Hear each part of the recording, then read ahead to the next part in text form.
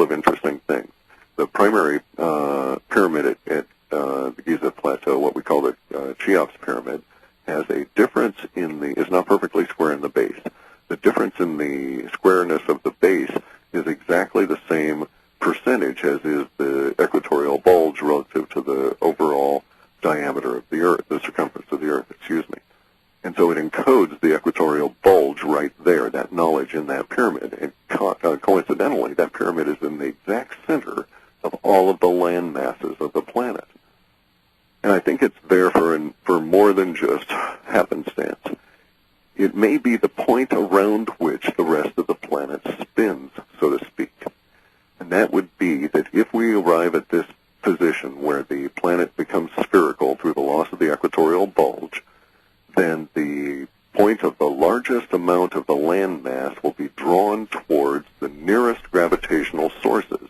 And that'll be our down, so to speak. And if the moon is between us and the sun, then the moon will sort of try and drag the Giza Plateau to a position directly underneath it relative to the gravitational forces that are going on at the time. And so it may be that that's not only a marker for this having occurred in Leo, thus the Sphinx. That was the last time that one of these events occurred 9,000 years ago. But also it may be a marker for the point around which the rest of the planet spins. All right. Well, if the Sphinx itself is 25, 50,000 years old, it's withstood some rocking and rolling. And so have pyramids, and that's a real good reason to build those kinds of They're a little buildings. tougher than the Sphinx, though. I would think, the shape and all the rest of it. Yeah, but the Sphinx is down in a hole, cut out in a recess anyway. So. Well, the pyramids used to be covered with that incredible limestone, too, which would be pretty slick. Yeah. Well, wow. All right, we just have about a minute and a half left, so how do you want to wrap this up? Well, don't believe any of the things I'm telling you, but boy, the math sure does add up. And go and find out for yourself and read Gerald's stuff. You can find it online. There's a lot of it. Well, a lot of people are going to say, "All right, the water's going to come over, but the water's going to go back to from whence it came." So I'm going to. Yeah, but you could have volcanoes going off. You could have nuke plants polluting everything. You may have nuclear winter. We're going to have an ice age.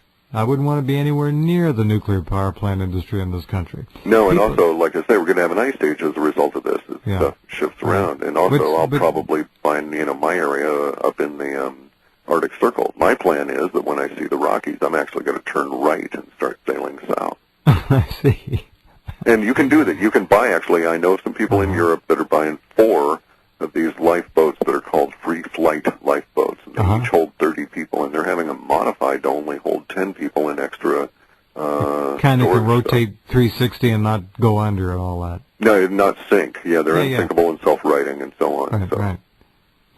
Wow. So this is actually being planned for by some folks. Well, they're putting money into it. They've got calculations down. It's going to cost 5,000 euros per person in this group to get into these lifeboats, and then whatever cost for food in addition to that. And it's unknown as to how long you'll have to be on your own in terms of resources. Well, a lot of people are going to want to dig concrete bunkers under the ground and say, all right, I'm 6 feet under, I can get under there. Solid doors, no problem, I'll just tough it out. Yeah, let me know if you're going to figure out a way to tell whether or not it's dry on the other side of that before you open Periscope.